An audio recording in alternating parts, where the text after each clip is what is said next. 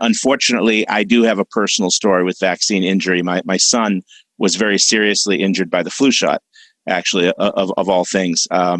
He has, and that's been confirmed actually by his immunologist as well as other specialists.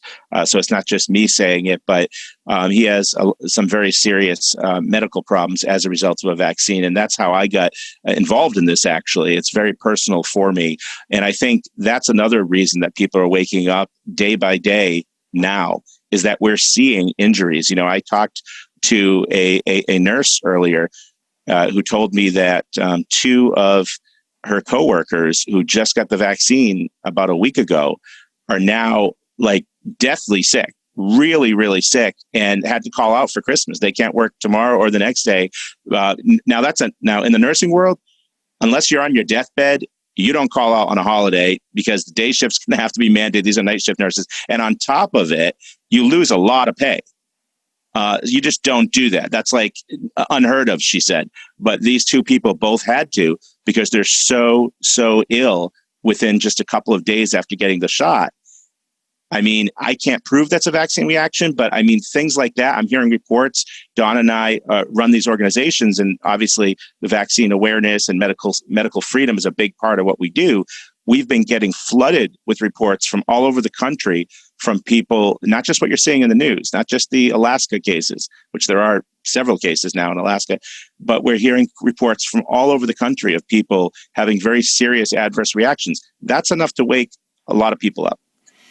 Well, yeah, and what a hospital in Chicago suspended vaccinations at some point because so many nurses were getting sick. And again, this isn't even the time when we're expecting to see the most adverse events. That's going to come after the second shot and then even many months after that.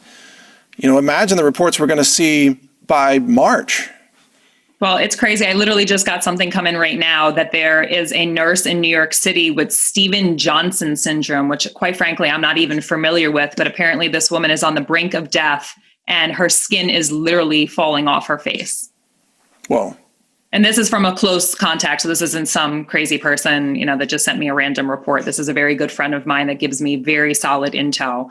And we're not going to hear about that because that's too much for the media to run with. They'll tell that people had anaphylactic shock. We should test for allergies first. Maybe we'll skip over your group, but they're probably not going to report on something like that. Yeah, and isn't it interesting? Candace Owens said something about this that I thought was right on the money. She said, the media tells us we should believe women when it comes to the Me Too movement. Oh, always believe women. If a woman says that she was inappropriately touched, she should be believed. But then the moment that same woman says, my child was damaged by a vaccine, the same media will say, oh, no, she's a crazy conspiracy nut.